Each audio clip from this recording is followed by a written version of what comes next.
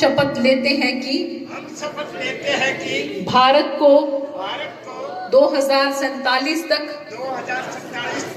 आत्मनिर्भर व विकसित राष्ट्र बनाने के सपने को साकार करेंगे। जो माननीय प्रधानमंत्री नरेंद्र मोदी जी के नेतृत्व में पूरे हिंदुस्तान के अंदर विकसित भारत संकल्प यात्रा जो चल रही है, उसी के संदर्भ में जो हमारे जिले के अंदर यात्रा चल रही है, तो सुबह जो है वो जमाल गांव में यात्रा थी, तो उसमें शिरकत की मैंने। सभी आम जनता की जो समस्याएं हैं उनको सुना और उसका साथ के साथ जो है समाधान किया।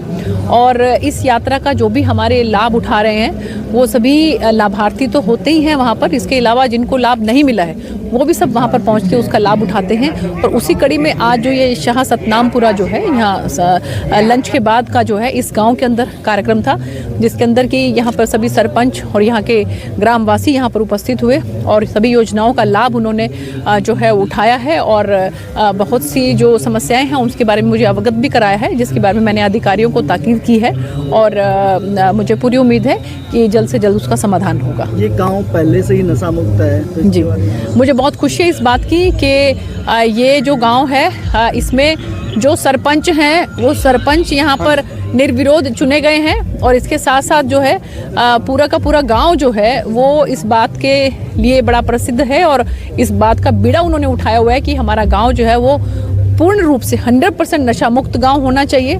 और इसके साथ साथ स्वच्छता के रूप में भी अगर आप देखें तो गांव ये सबके लिए एक बहुत बड़ा उदाहरण है पूरे के पूरे सिरसा जिले के लिए।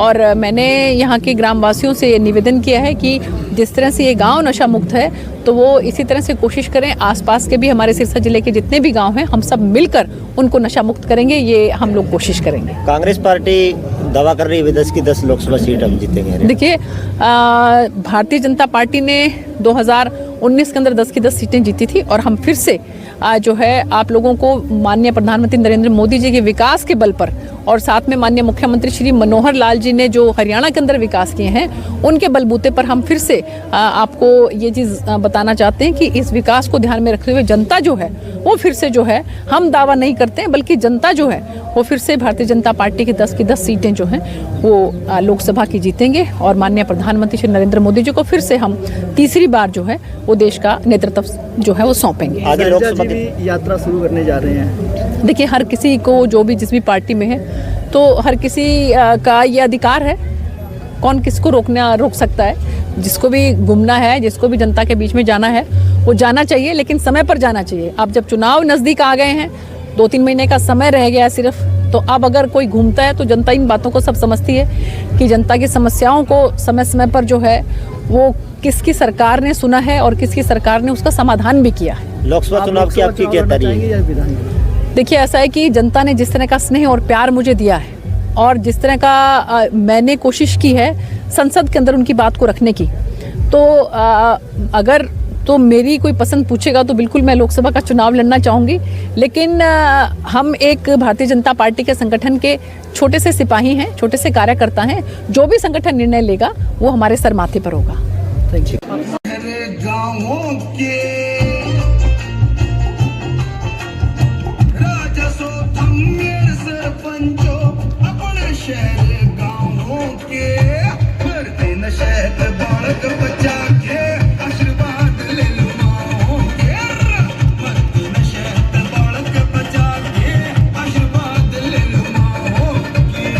मौलिक काम करता है उसके सरकार की विकासात्मक गतिविधियां भी के नाम से जुड़ी है।